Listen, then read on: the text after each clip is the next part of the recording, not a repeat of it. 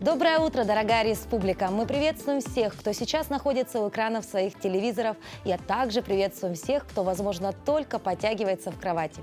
Это «Утро Якутии» на телеканале «Якутия-24» и НВК «Саха». И, конечно, как всегда, по традиции, в 7 часов утра мы рады просыпаться вместе с вами. И, как всегда, сегодня все самое полезное, все самое интересное в нашем эфире. Давайте же немножечко расскажу вам, что ждет нас сегодня. Сегодня мы узнаем, что же такое корпоративная ответственность. Также мой коллега Руслан Ачиров проинструктирует, как вывести свой металлический гараж за город. И самое главное, на этом можно ведь и сэкономить. И при этом он даст нам дельные советы по поводу того, куда же можно делать деть, выкинуть, выбросить, возможно, утилизировать тот самый хлам, который годами скапливается в гараже. В рубрике «Говорим правильно» мы научимся склонять числительные. Также обязательно познакомимся с интересными людьми, которые живут в Абхазии и Польши. Но еще покажем хозяйство вилюйского фермера. Ну и, конечно же, узнаем, в каком году в Нерингре состоится эссе Халанхо и какой рекорд был побит на нынешнем эссе Туймады в Якутске. Ну и, конечно, сегодня у нас в студии будут замечательные гости. Один из них – это экскурсовод Сергей Слепцов. Он нам расскажет о достопримечательностях нашей столицы, о которых, возможно, даже и мы не знаем. И именно поэтому мы пригласили его на наш утренний эфир. Ну и, как всегда, мы не перестаем говорить, просыпаемся и проводим в этот ближайший час вместе с нами. Но начнем мы, как всегда, с рассказа о погоде. В центральных районах температура воздуха на 6 часов утра была на отметке 19 градусов. В заречной группе 17-19 градусов тепла. В южных районах 13-16 со знаком плюс. В Вилюйской группе до плюс 13 градусов.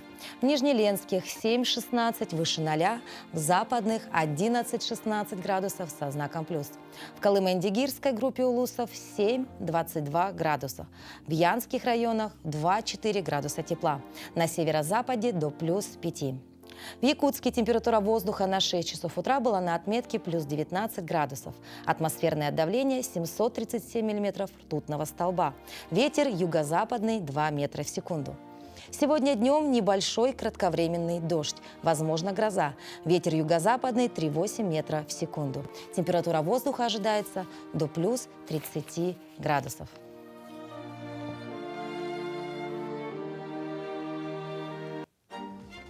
Погода у нас жаркая в эти дни, радует нас. И, конечно же, хочется уже немножко прохлады. Лежать где-нибудь в тенечке и читать хорошую книгу. Кстати, очередная рекомендация по чтению ждет вас уже совсем, буквально через несколько минут. И сейчас мы узнаем, а чем же примечателен на календаре день 28 июня.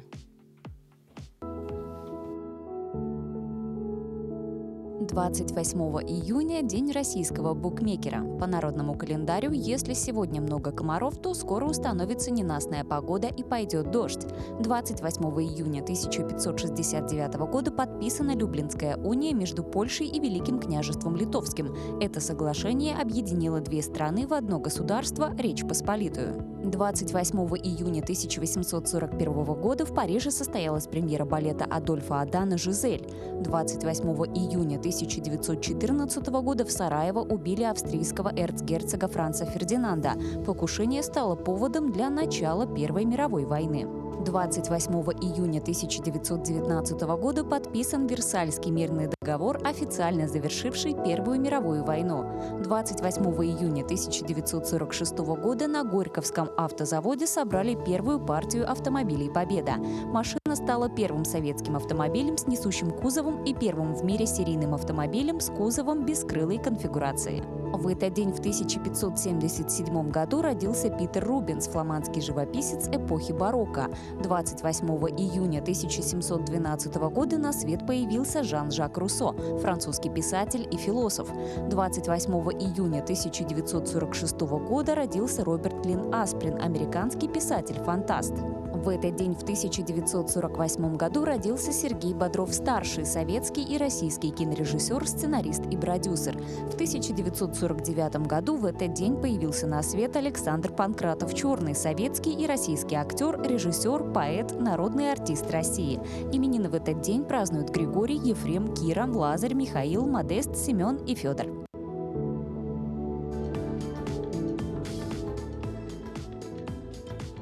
Дорогие наши телезрители, мы напоминаем вам о том, что мы работаем в прямом эфире.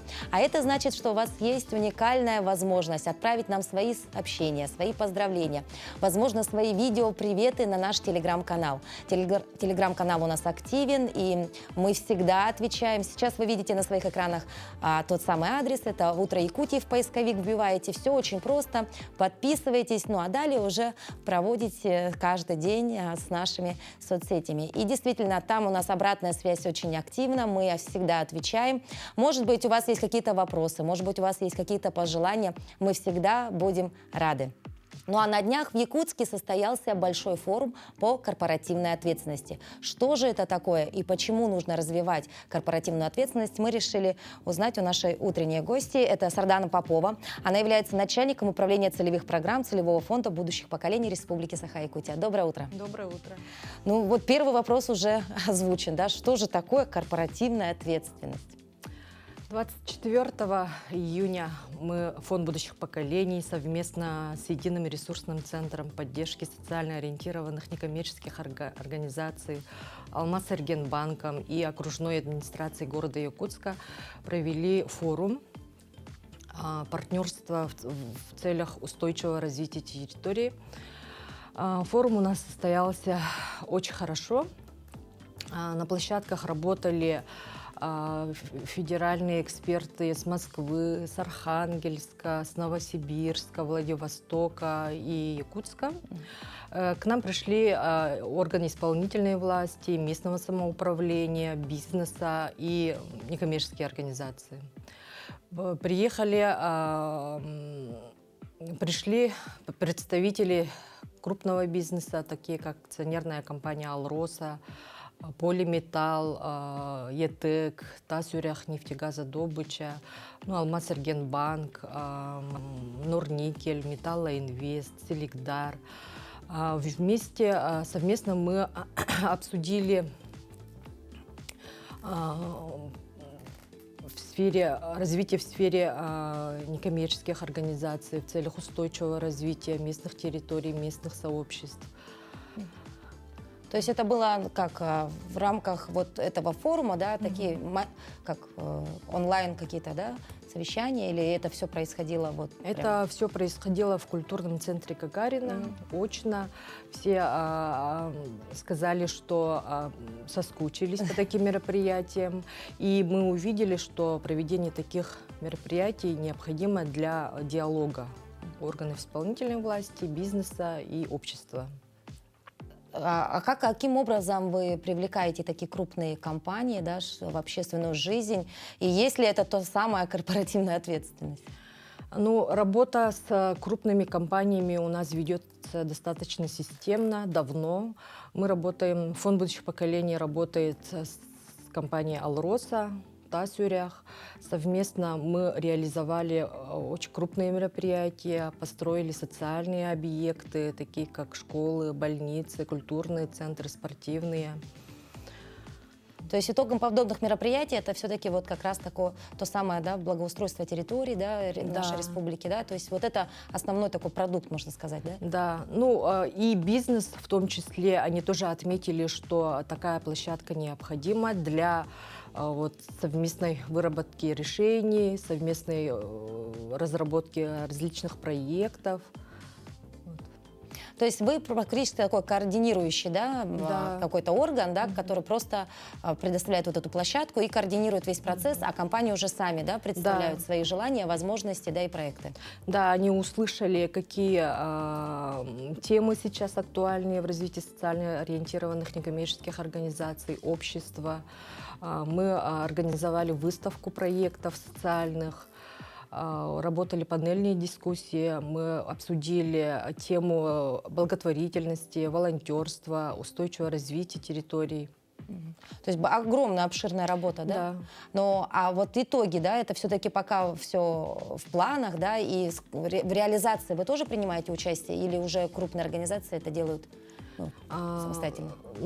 Довольно давно мы разрабатываем проекты системные, да, которые будут такой аппликативный эффект в обществе. В основном крупные компании, бизнес финансирует их.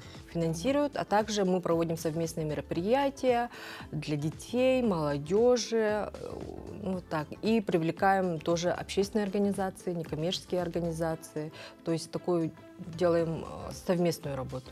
Ну, то есть мы сейчас больше, да, говорим о таких крупных компаниях, да, и вы говорите, что это в основном на постоянной такой основе, да, у вас уже отработанная схема, да. А как вы взаимодействуете вот с теми самыми некоммерческими организациями, да, вообще, и с просто такими физлицами, активными физлицами? С некоммерческими организациями у нас есть проект, который финансирует у нас акционерная компания «Алроса». Это развитие единый ресурсный центр поддержки социально ориентированных некоммерческих организаций. Работает проект у нас 2-й год. Мы проводим консультации в области регистрации некоммерческих организаций, подготовки проектов, разработки, участия в фонде президентских грантах, в фонде культурных инициатив, ну и в многих конкурсах грантовых.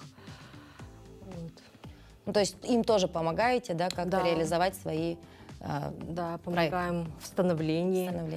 Такое. Хорошо, но и это как бы не одно из самых главных мероприятий, да, которые вот происходят в вашей деятельности, да? Вот этот форум, он все-таки ежегодный, или вы проводите его раз в несколько лет? Первый форум мы проводили в 2019 году, но там как бы, так как он был первый, наверное, пришли Водоканал и Алмазанабара.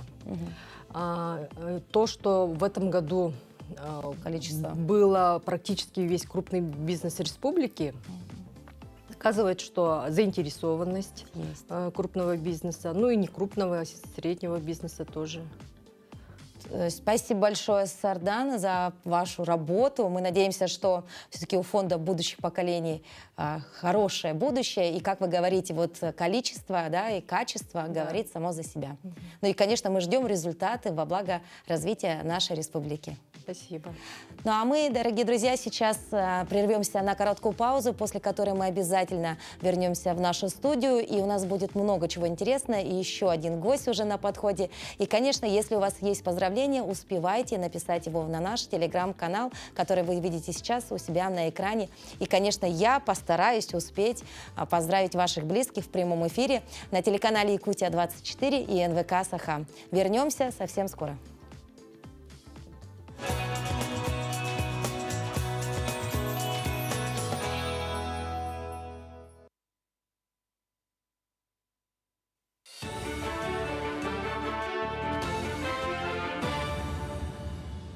Коллеги, доброе утро. Доброе утро, Якутия. Сейчас блок новостей. Срок оформления паспорта гражданина России с июля сократится до 5 дней. Об этом сообщил спикер Госдумы Вячеслав Володин. Сократится срок оформления паспорта, упростится регистрация по месту жительства. Для получения бесплатной медицинской помощи не обязательно будет иметь при себе полис ОМС. Нововведение, которое снизит бюрократическую нагрузку на людей, написал спикер в соцсетях.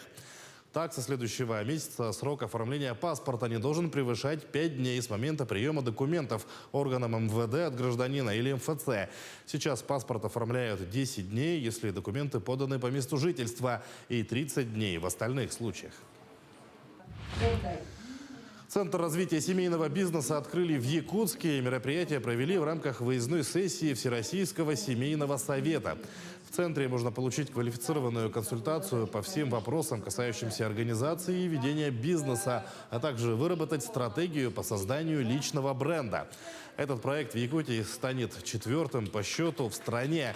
По статистике Торгово-промышленной палаты региона более 80% всех предприятий малого и среднего бизнеса семейные. Семья – это вообще основа региона. Мы с большим удовольствием видим и поддерживаем семейные компании Якутии. У вас действительно есть чем гордиться. Это хорошие, яркие, громкие имена, все сферы деятельности. Поэтому в этом отношении Якутия совершенно замечательный, уникальный регион. Москва и Казань стали самыми бюджетными направлениями по России для отдыха этим летом со средним чеком на поездку. В среднем турист потратит на поездку в столицу около 28 тысяч рублей.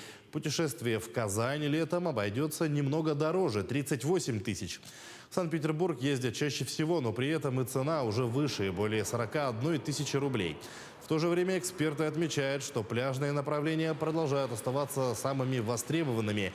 Несмотря на то, что полеты стали дольше и дороже, туристы продолжают стремиться к теплому морю.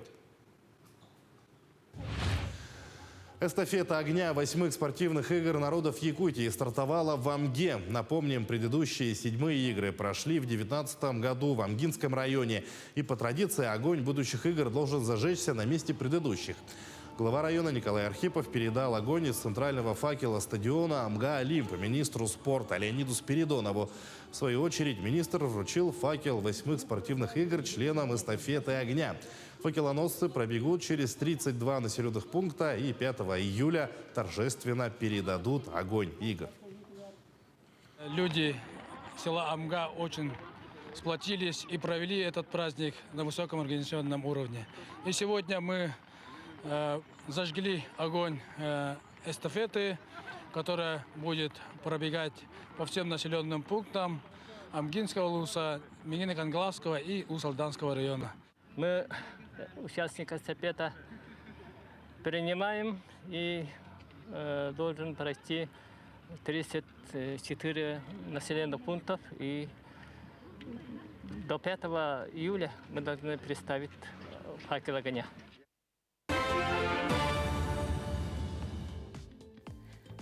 Лето – это время благоустройства. В Якутске ремонтируются дороги, обустраиваются детские площадки, высаживаются цветы и различные растения. В столице республики с ее старой планировкой, конечно, мест для скверов, беседок возле жилых домов, где можно просто отдохнуть, к сожалению, не хватает. И власти города стараются решить и эту проблему, в том числе и путем вывоза старых металлических гаражей частных лиц за город. Процесс этот, конечно, не бесплатный. И дело даже не в этом. Многие ведь и не знают, как законным путем можно освободиться от содержимого своего гаража. Годами накоплены вещи, которые хламились, засоряли не только ваш гараж, но и также окружающую территорию. Вот мой коллега Руслан Ачиров, озадаченный этой проблемой, обратился с этим вопросом в свою управу и решил вывести за город свой гараж, а заодно и освободиться от накопленного хлама. Ну и понятное дело, он не мог не взять свою камеру с собой и, конечно, совместил полезное с приятным. Заодно снял репортаж для нас. Давайте посмотрим, что же у него получилось. Как видите, обычный железный гараж, которых тысячи у нас в городе Якутске. Наклеено вот такое уведомление. Ну и, соответственно, как видите, раз, два, три. То есть это было на протяжении нескольких лет. Вот. Ну, сейчас это время настало. Тем не менее, хочется минимизировать затраты, поэтому я решил все вывести сам, в том числе и гараж. Вот, как можете посмотреть, вот здесь, с этой стороны уже гараж вывезли. Раньше вот эту часть того двора видно вообще не было. После очередной эвакуации соседского гаража я решил разузнать подробности и для этого направился в управу строительного округа. Металлические гаражи представляют на сегодняшний день из себя довольно непотребный внешний вид. И по градостроительному плану установка металлических гаражей вообще не предусмотрена в городе. Поэтому было принято решение не только, как говорится, на уровне округа, на уровне администрации города Якутска убрать неиспользуемые металлические гаражи, убрать металлические гаражи с земельных участков, которые относятся к охранным зонам, таким как зоны охраны Якутскэнерго, кабели лежат под землей, Сахатранснефтегаза, противопожарные разрывы. В первую очередь, если гаражи находятся ближе, чем к каменному дому, например, 8 метров, если есть сквозной проезд вокруг дома, если нет сквозного проезда, ближе, чем 15 метров, установка запрещена по 123-му федеральному закону противопожарному. Полную версию освобождения гаража смотрите в этот четверг в передаче «Испытано на себе».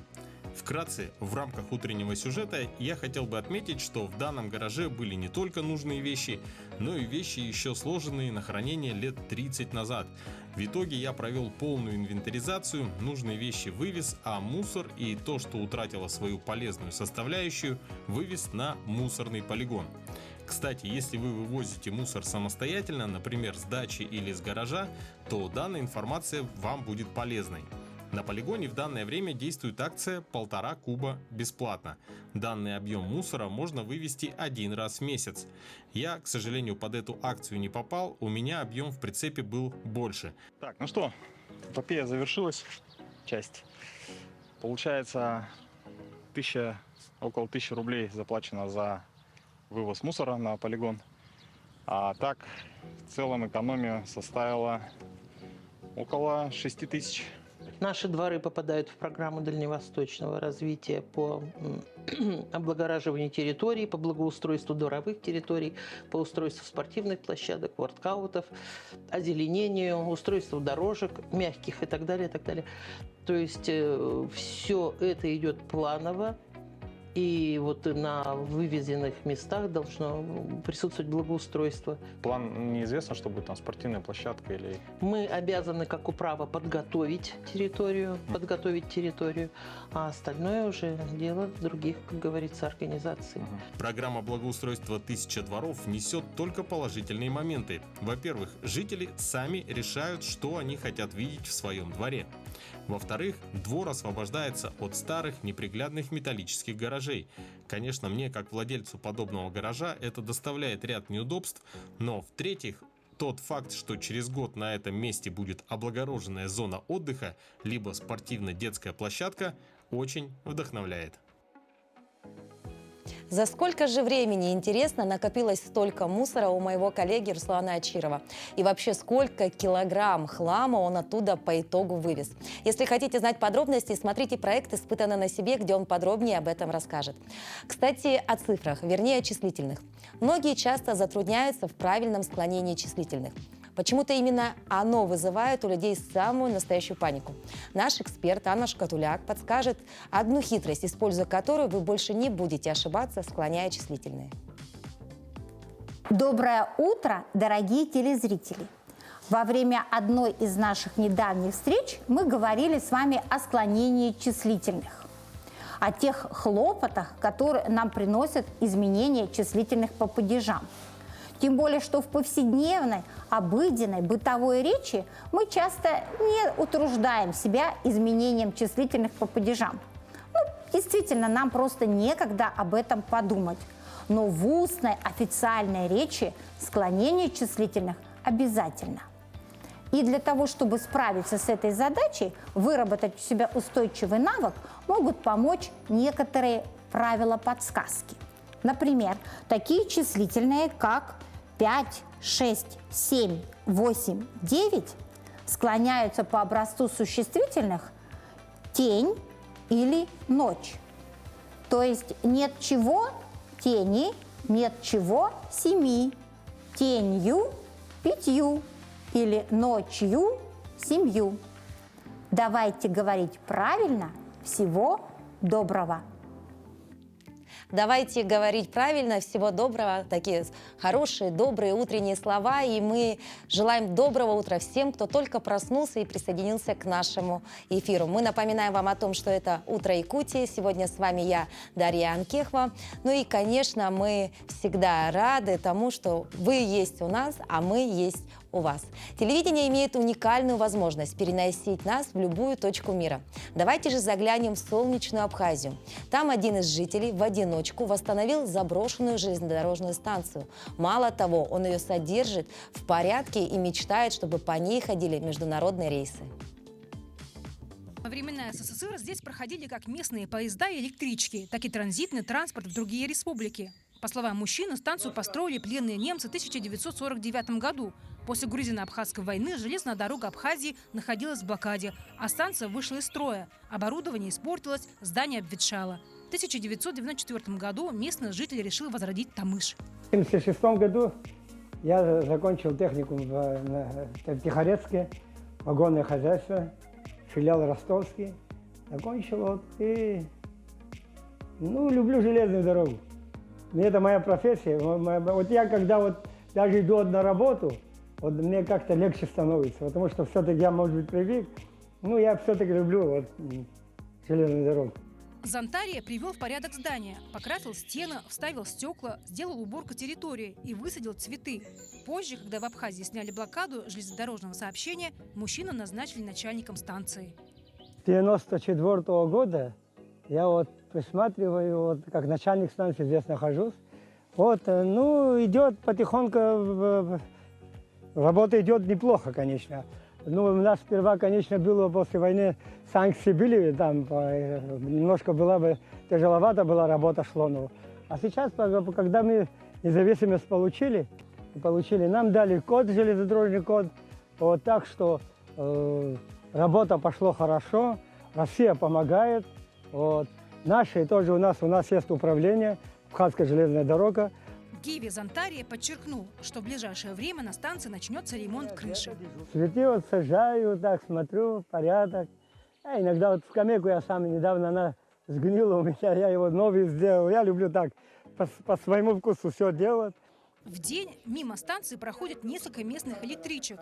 Однако Гива Зонтария не теряет надежды, что спустя время оборудование, которое он смог уберечь от вандалов, восстановит. А Тамыш, расположенный в лесной чаще, снова будет принимать пассажиров крупных международных поездов.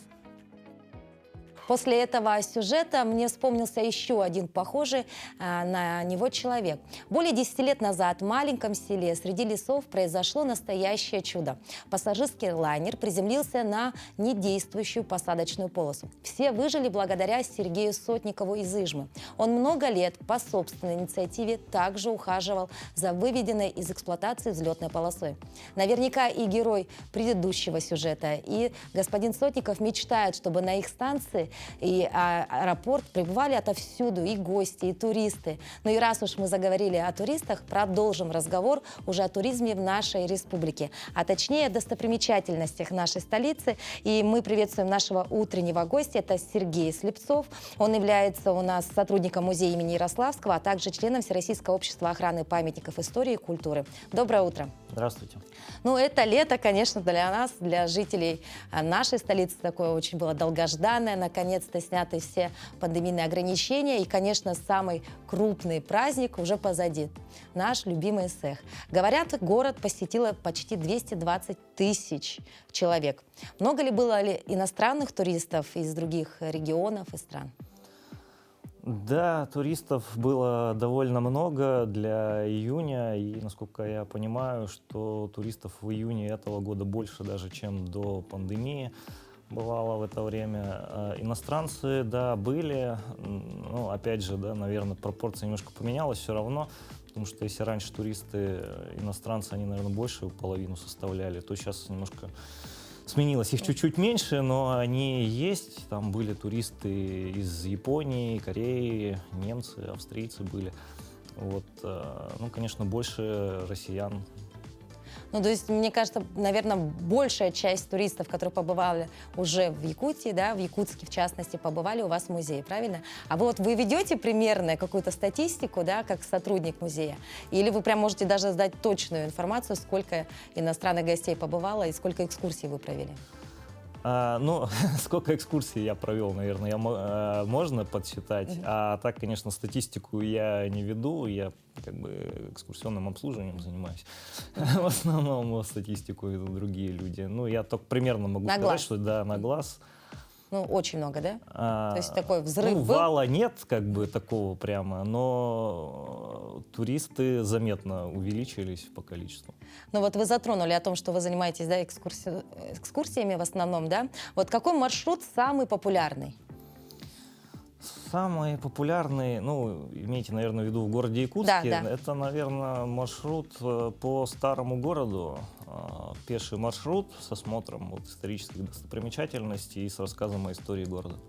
То есть такое возможно приобрести, просто обращаясь к вам, да, оплатив услугу, берешь себе гида-экскурсовода и прогулочка такая, да, по городу, по старому городу? Да. Или как? Или это все-таки коллективные заявки? И бывают и коллективные, бывают и индивидуальные. В принципе, мы и одному человеку можем провести экскурсию. Ну, и примерно сколько длится подобная вот экскурсия по старому городу по времени, да? И что интересного, все-таки больше истории или вот моментов по архитектуре, возможно? Может быть, вы больше вспоминаете биографию наших великих людей, кто непосредственно, да, и относится к этому объекту? Экскурсия, для экскурсии она длится не очень долго, Да, это где-то около часа обычно в среднем. В принципе, все, что вы перечислили, рассказывается обычно в ходе экскурсии, то есть и о истории, архитектуре, и о культуре, тем более люди задают часто вопросы, и, в принципе, одна из обязанностей экскурсовода — это быть как бы эрудированным, да, во всех. А что выгодно вообще отличает Якутск от других городов страны, да, и мира вообще в плане туризма, вот на ваш взгляд?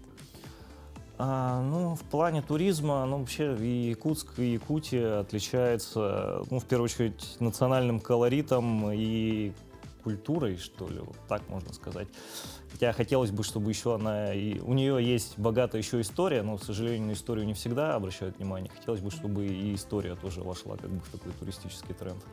Ну и тогда сразу возникает следующий вопрос, да, из этого. А чего же тогда не хватает, да, вообще туристической, знаете, вот такой сфере нашей республики, конкретно нашей столицы? И вообще развиваются ли новые туристические маршруты, да, и вы принимаете в этом участие? Да, экскурсионные маршруты развиваются. В принципе, каждый год появляется что-то новое. Вот люди придумывают какие-то экскурсионные проекты. Да, это даже сложно назвать экскурсиями, потому что, просто рассказывать о городе, это, конечно, интересно, может быть, поначалу. И, в принципе, приезжим туристам. А вот, например, местным жителям гораздо интереснее, когда вот экскурсия под каким-то необычным углом подается. И даже не просто об истории, а на какие-то вот такие определенные темы. Опять же, да, кто вот из известных людей России и мира, например, побывал в Якутске. Интересно слушают, интересуются там. Вообще, вот как жили люди в старину, потому что наши жители Якутска не всегда об этом знают. Знаю, да? То есть это все проходит уже тогда, получается, на базе музея, правильно? Музеи, конечно, в этом принимают активное участие, у них обязанность такая рассказывать о истории и культуре. Но этим же занимаются, новые турмаршруты делают и туристические фирмы, которые внутренним туризмом занимаются. И вот, не знаю, особенность это Якутска или нет, наверное, во многих городах так тоже бывает. Экскурсионные маршруты создают, в принципе, энтузиасты. Краеведы, историки, которым вот интересна история и культура города, проводят свои личные экскурсии. И это, наверное, самая интересная экскурсия. Вот. Это, наверное, есть те самые фишки, да, когда человек разрабатывает, да, сам свой маршрут, сам увлеченно занимается этой программой и, соответственно, потом несет это в массы. Да? И вы, как опытный экскурсовод, наверняка уже есть и своя такая фишка. Может быть, расскажете нам о каком-то таком факте, о котором знаете вы и обычно рассказываете туристам, чего, возможно, не знаем мы? Не знаю, перечисление фактов не всегда как бы особо интересно. Интересны именно вот такие связанные истории, о которых, вот не знаю, да, жители города или приезжие туристы. Там, не знаю, вот, например, есть экскурсия по неизвестным историческим местам города Якутска, то есть не вот по центральным каким-то улицам, а с точки зрения вот жителя Якутска это обычное место, мимо которого он каждый день ходит там на работу. Сразу задаюсь вопросом, про какое место сейчас идет речь? Не знаю, просто вот улицы, да, такие повседневные, там улица Орджоникидзе, улица Ярославского, как бы на первый взгляд там ничего такого нет, но вот задача экскурсовода как раз показать вот. Тем более у нас проблемы в городе Якутске с историческим как бы архитектурным обликом, практически ничего не сохранилось, но вот как бы показать, что тут было когда-то, вот там, здесь там бывал там известный человек, там, вот Александр Васильевич Колчак или Фридрих Миллер, а здесь как бы они играли в бильярд, здесь они жили, вот такие вот какие-то вот факты интересные, такие и город появляется появляется в необычном свете. В необычном свете. А тогда вопрос сразу, вот как мы можем, ну, телезрители сейчас, возможно, задаются вопросом, как можно заказать подобные маршруты, куда можно обратиться, ну и, соответственно, узнать, где же все-таки играли они в бильярд, на каких улицах. Да, ну, вот, кстати, это одна из проблем, наверное, туристических города Якутска на сегодняшний момент. Хорошо бы было, если бы был какой-нибудь вот интернет-агрегатор в городе Якутске, да, именно, где вот как раз вот проблема найти вот этих вот энтузиастов, которые проводят свои личные экскурсии. Вот, а там бы они могли как бы оставлять свои резюме или рассказы, аннотации, да, своих экскурсий. К сожалению, такого нет. И поэтому вот задача туриста найти экскурсовода. Ну, обращаются вот в музеи, в турфирмы, а иногда и через знакомых, и находят таких экскурсоводов. Итак, ну а мы призываем всех телезрителей, возможно, вы и есть тот самый энтузиаст, да, который знает какие-то исторические моменты, и у вас есть, оказывается, есть замечательная возможность, да, создать свой туристический маршрут, согласовать его, помогут, наверное, разработать вам и проекты, и, возможно, совсем скоро туристы пойдут именно к вам, и вы будете рассказывать исторические факты про нашу родную республику. Спасибо большое, Сергей, что посетили наш утренний эфир. Мы желаем вам всего самого наилучшего, но самое главное, хорошего, доброго утра. Спасибо. Но продолжая тему туризма, туризм бывает разный. Некоторые предпочитают путешествовать группами, некоторые предпочитают в одиночку. Кто-то вообще любит общественный транспорт, кто-то личный, как герой нашего следующего сюжета. Последние 3 года жизни 73-летний Мариан Поте колесит по свету на мотороллере, в котором есть все необходимое.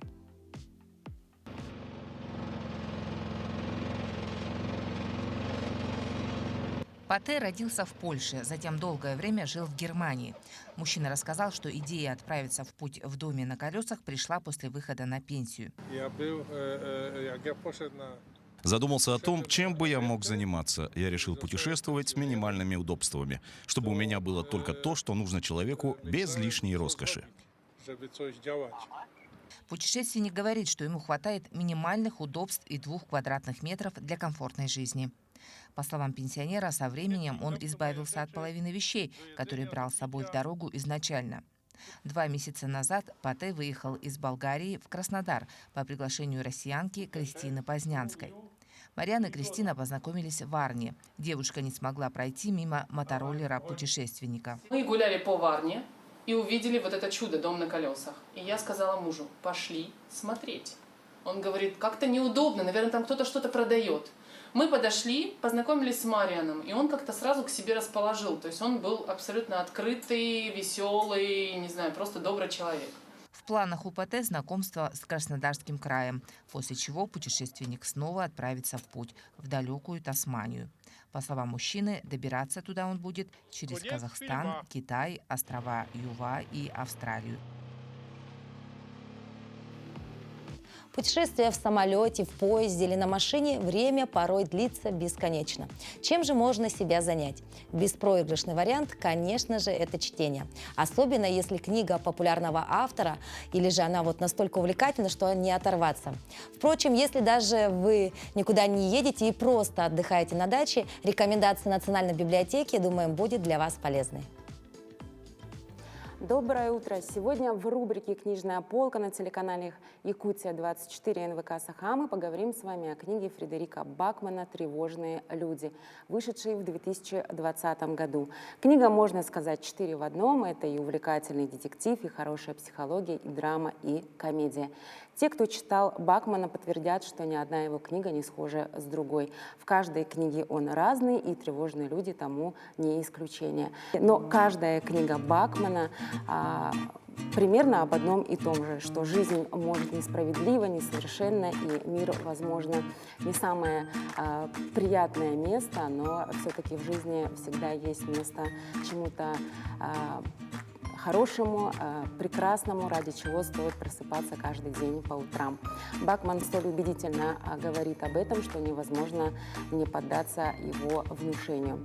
Это история обо всем на свете, но главным образом об идиотах.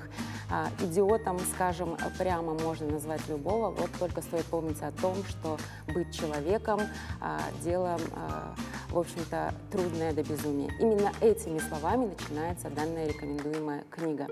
Сюжет разворачивается на улицах Стокгольма накануне Нового года.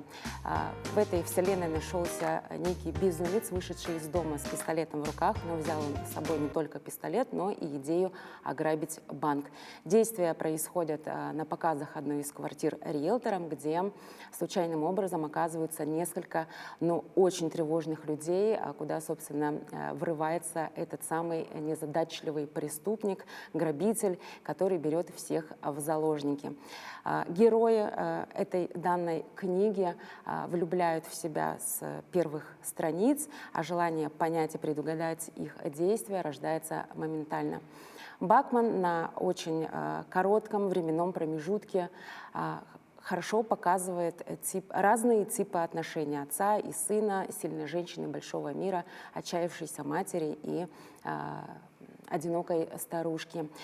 При всем при этом он очень удачно собирает их проблемы, видимо, уверенный, как и Толстой, что счастливы все одинаково, а несчастный каждый по-своему.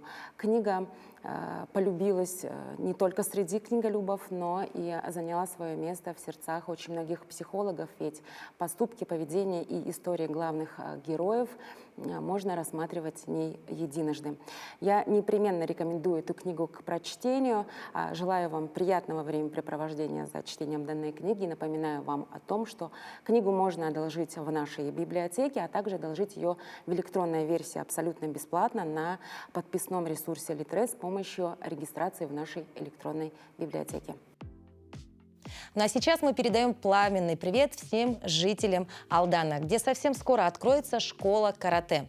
Такой пилотный проект разработала Алданская федерация карате вместе с общеобразовательным учреждением. Подробности в сюжете от наших коллег.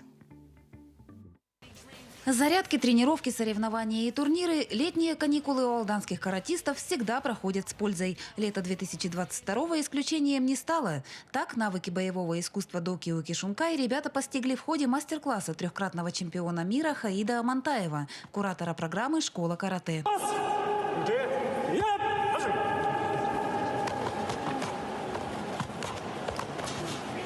Ребята повышали спортивное мастерство, а их наставники разрабатывали перспективы на новый учебный год. В Алдане планируется открытие школы карате. Такой пилотный проект представила Алданская федерация карате совместно с общеобразовательной школой номер 9. В ближайшее время, уже к 1 сентября, планируется внедрение дополнительного профильного занятия именно по карате. То есть детям будет выделяться спортивная форма, и в рамках занятия они будут постигать карате. Цель не вырастить чемпиона, а именно становление характера личности, гармоничной, с пониманием каких-то жизненных ценностей, любви малой родине, ну и родине в целом.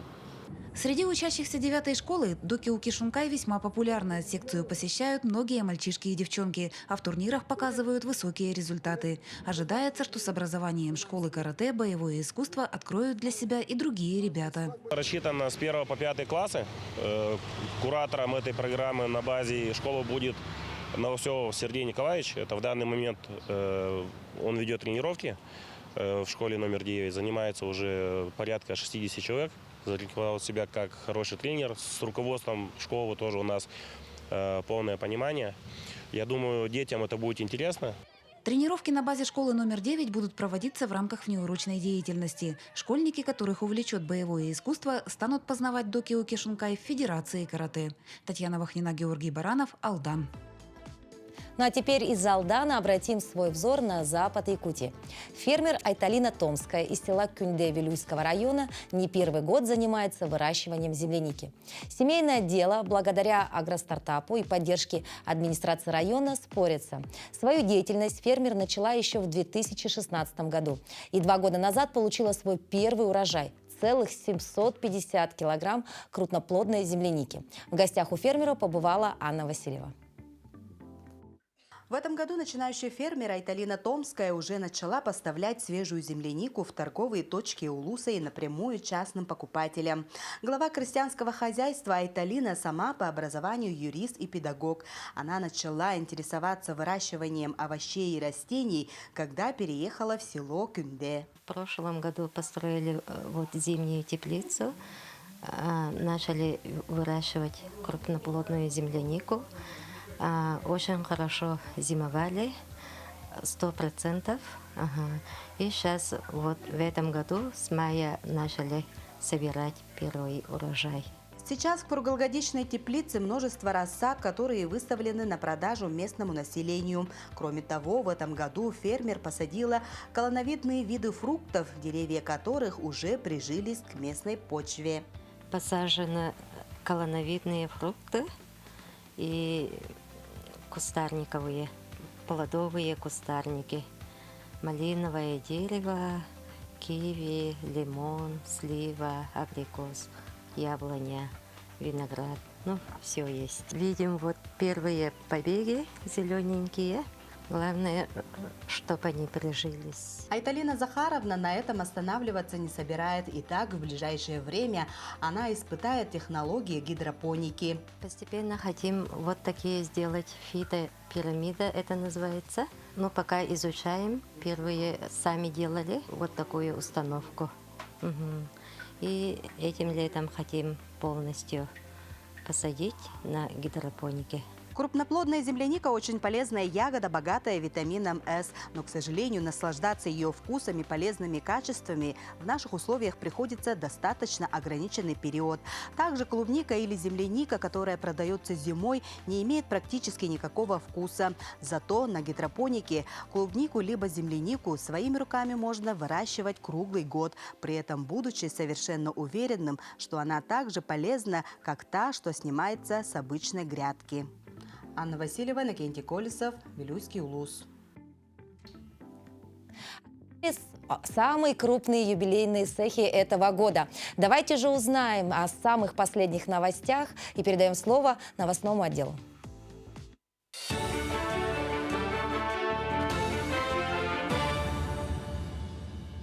Якутия, доброе утро. Далее блок новостей. С начала навигации отгружено почти 550 тысяч тонн различных грузов, в том числе для нужд жизнеобеспечения республики и хозяйствующих объектов.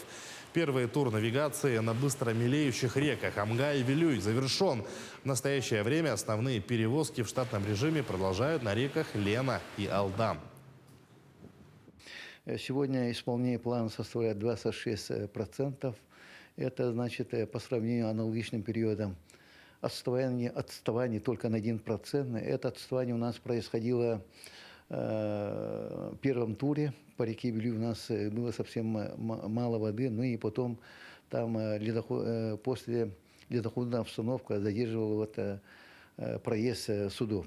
Примерно открытие Северного ледовитого океана это 20 июля. Это у нас самое такое сложное, так сказать, сложный тур, по которому мы сейчас и ведем подготовку. Навигация будет идти в плановом режиме. Мы, значит, постоянно координируем.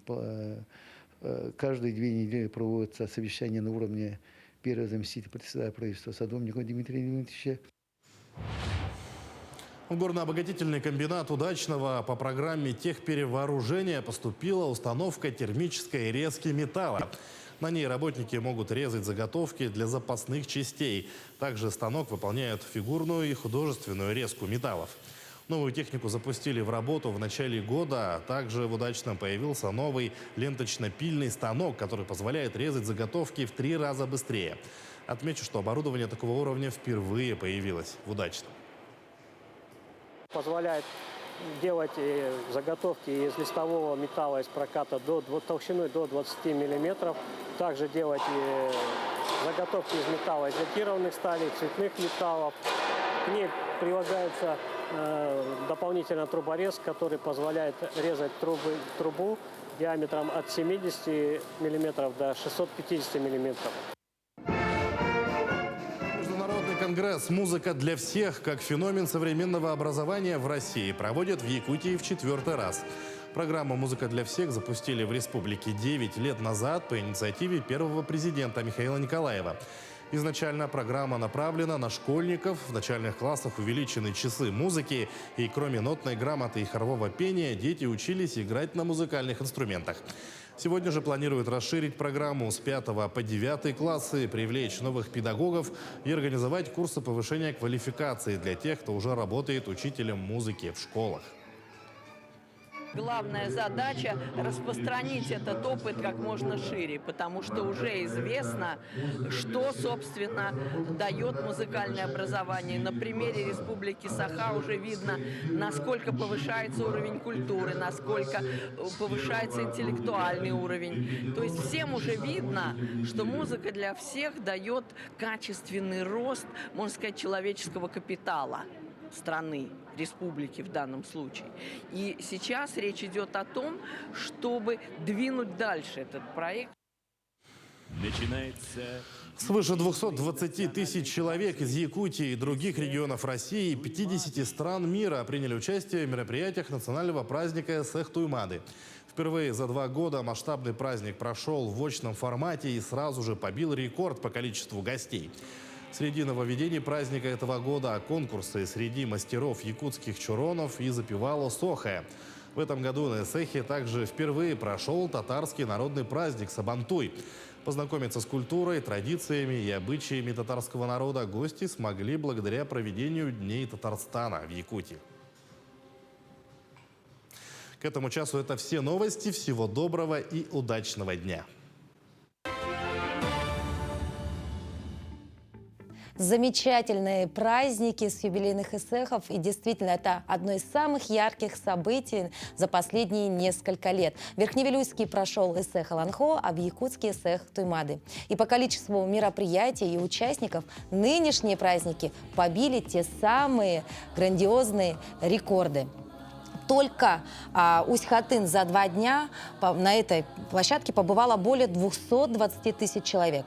К примеру, в 2019 году в допандемийном эсэхе принимало участие лишь 205 тысяч человек. А в Верхневилюйске проведено около 100 различных мероприятий. Это и конкурсы. Такие конкурсы, как, допустим, исполнители Аланхо, хамусистов, запевало сохой, выставки народных мастеров, спортивные состязания, концерты под открытым небом и многое другое. Главный эсэх республики посетили не только многочисленные иностранные гости и гости из других регионов, но и жители других городов и районов Якутии. Так эсэх становится праздником представителей всех народов, населяющих нашу многочисленную республику. К примеру, большая нюрнбергская делегация уже присматривалась к празднику с точки зрения организации. И неспроста, потому что в столице Южной Якутии эсэх Аланхо проведут в 2025 году. Видно такое единение, сохранение национальной культуры. Это, конечно, впечатляет. Этот праздник в нашем районе имеет особенный колорит. Он отражает, наверное, национальную специфику достаточно многих национальностей. Мы ходим и восторгаемся умением сердец, умением ума, умением рук, в конце концов. Потому что, конечно, необыкновенные наряды, необыкновенной красоты женщины, такие мужественные мужчины в нарядах. Я украинка, и вот мой народ с таким трепетом не относится к своей культуре. Поэтому приобщиться к такому трепетному отношению к культуре для меня тоже очень многое значит и очень интересно. Очень интересно, как же подсчитывают, вообще такое массовое количество людей на подобных мероприятиях. То ли считают, может быть, по каким-то пропускным моментам, возможно, поднимают коптеры, смотрят по количеству машин. Очень интересный вопрос, обязательно нужно как-то в нем разобраться. Ну или, как говорится, жираф большой, ему видней. Кстати, до сегодняшнего дня я считала, что жирафы спят только стоя. А вы знали, как отдыхают жирафы? Вот, на видео, опубликованном в соцсетях, мы можем увидеть, как же отдыхают жирафы в Ленинградском зоопарке. Жираф по имени Соня отдыхает лежа. Оказывается, жирафы спят в сутки в среднем не более 2 часов. Представляете, этим гигантам нужно всего лишь 2 часа, чтобы выспаться. А спать жирафы могут как стоя, так и лежа. Несмотря на их длинный рост и длинную шею, проблем лечь или встать у них нет. Вообще стоит отметить, что жирафы очень ловкие и быстрые. Ложатся на землю не только для того, чтобы поспать, но или просто отдохнуть. Разумеется, делают они это только в том случае, если рядом нет опасности. Но я все же уверена, что лежа жирафам все-таки нравится отдыхать намного больше.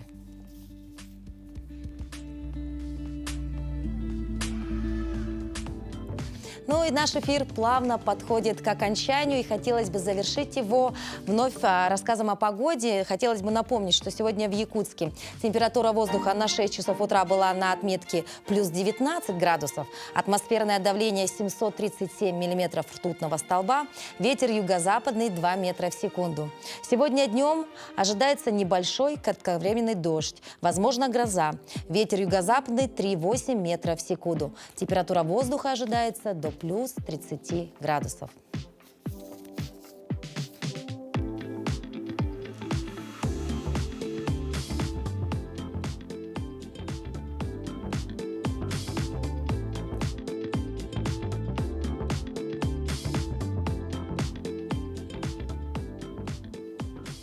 Вот таким был сегодняшний эфир. Мы надеемся, что вам с нами было интересно и полезно. Ну а мы, конечно, не прощаемся, потому что завтра в это же время на телеканале Якутия-24 и НВК Саха мы вновь будем рады видеть вас и нас в том числе. И мы, конечно, постараемся сделать наш эфир вновь полезным, информационным. Ну и завтра хотелось бы вам немножечко забежать вперед и рассказать о том, что мы познакомим вас с человеком, который 30 лет ездит на одной машине, и он ни разу не совершил ни одного нарушения правил дорожного движения. Бывают такие люди. Хотите узнать, кто это? Смотрите нас завтра в это же время на телеканале Якутия-24 и НВК Саха. Доброго вам утра и хорошего дня. Увидимся!